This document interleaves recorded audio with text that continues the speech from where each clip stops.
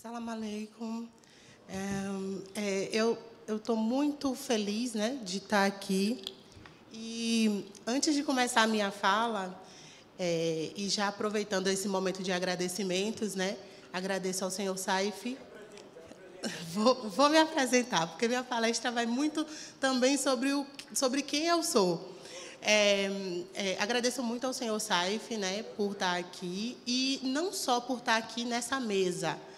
Agradeço a ele por estar aqui nesse congresso, por estar fazendo parte dessa atividade e também por ser muçulmana. Por que isso? Primeiro, agradeço a Deus, né, Altíssimo seja, por ter me proporcionado chegar até o Islã, mas é através desse trabalho de apoio e colaboração que é desenvolvido há tantos anos pelo senhor Saif, que me alcançou na cidade de Salvador, Bahia, e de lá para cá, eu tenho me tornado muçulmana, né, praticado a religião como uma muçulmana convertida. Então, é importante a gente trazer essa memória, por quê? Porque quando a gente vai falar sobre intelectualidade e Islã, o Islã é uma religião de conhecimento, é uma religião intelectual. E eu me tornei muçulmana durante o período da minha graduação na faculdade. Então, são muitos anos, né, já de caminhada.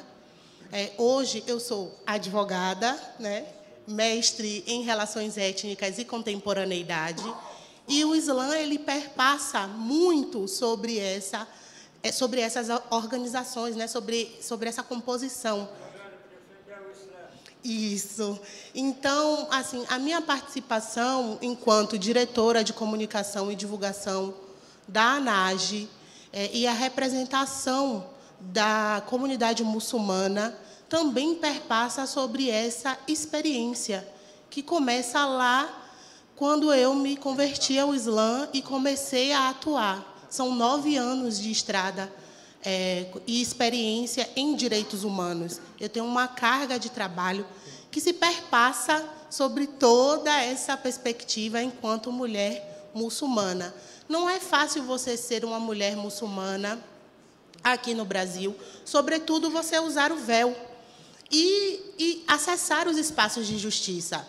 Então, quando a gente vai trabalhar enquanto advogados, né, e traz essa perspectiva jurídica, as pessoas se questionam por que é que eu optei por ser muçulmana. Como é que eu cheguei até essa trajetória aqui no Brasil, se eu não tenho uma família de ascendência árabe, se eu não tenho esse contexto?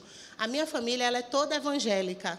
E eu sou, né, agora, a minha família, meu marido, meu filho, alhamdulillah, nós somos muçulmanos. Mas a minha família, pai, mãe, tios, ninguém é muçulmano. Então, as pessoas sempre se questionam.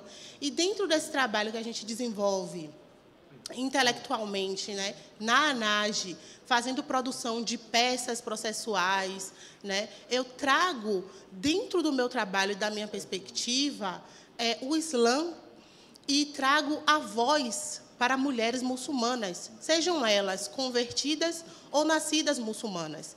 Hoje, eu sou uma advogada que trabalha para todas as mulheres muçulmanas e trago essa voz. Então, quando a gente vai e acessa o Ministério da Justiça e Segurança Pública lá em Brasília, e eu me reúno com essas autoridades para poder brigar, né, através da ANAGE, juntamente com o Dr. Jihad, né, o Sheikh Jihad também está presente, o meu colega, a doutora Omar Saleh, também. Então, quando a gente acessa esses espaços de justiça, e eu também participo dessas reuniões de trabalho, eu dou a voz, e não só a voz, eu dou a voz e a cara, porque eu sou uma mulher muçulmana que usa o véu e trabalho enquanto advogada nesse aspecto de direitos humanos. Então, é muito importante a gente falar sobre esse acesso ao conhecimento. Eu estou falando de mim, mas eu conheço outras mulheres muçulmanas que são doutorandas em química,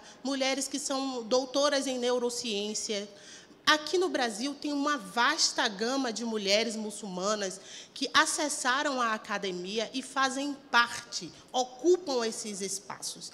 Eu não sou a única, eu sou apenas uma delas, talvez nem a mais qualificada, mas estou aqui representando e trazendo esse panorama. E quanto à religião, e aí trazendo a fala que veio anterior a mim, que falou sobre o Ícara, né? Como é importante o conhecimento, como é importante a gente desenvolver e como é importante a gente trazer, né, esse apoio, acolhimento e a troca. É importante que nós nos citemos. Por isso também eu comecei a minha fala agradecendo ao senhor Saif, porque é importante esse reconhecimento, é importante que nós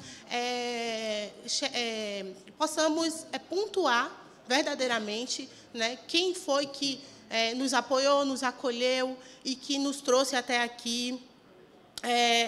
Eu gostaria também de trazer que, num contexto de entidades, aqui no Brasil, por exemplo, a primeira entidade islâmica que existiu no Brasil foi a Sociedade dos Pretos Desvalidos.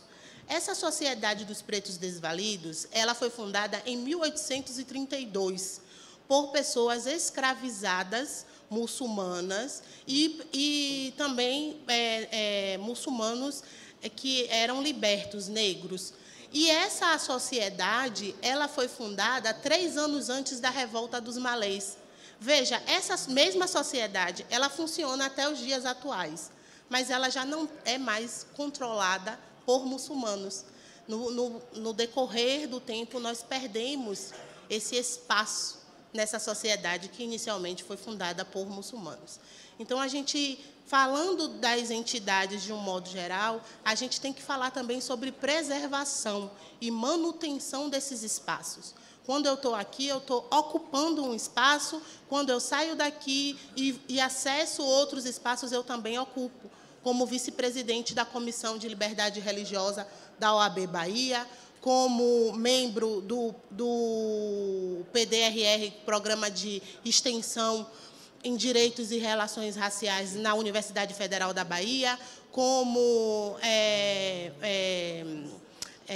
professora assistente, né, e colaboradora na UESB, quando eu vou e participo de uma comissão na UFRB. Então, toda vez que a gente vai e acessa esses espaços, seja de justiça, seja nas universidades, nós estamos simplesmente por aparecer e estar ali de véu, estamos fazendo dawa, estamos representando a comunidade. Então, essa a minha proposta, que nós possamos nos citar, que nós possamos nos acolher e que nós possamos nos indicar uns aos outros e que, assim, a gente ocupe cada vez mais espaços e que a gente realmente possa garantir a segurança, né, das mulheres e da comunidade de uma forma geral. Porque eu, por exemplo, vim para aqui para o Congresso sozinha. Eu não vim com meu esposo.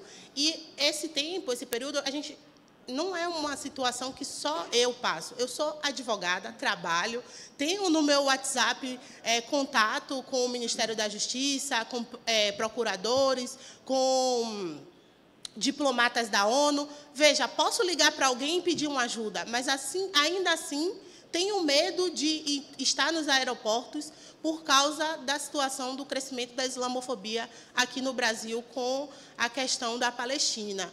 Então, quando eu vim com um boné cheio de brilho, assim, e tinha ministra negra no STF. Por quê? Porque é um movimento social jurídico que está acontecendo no Brasil.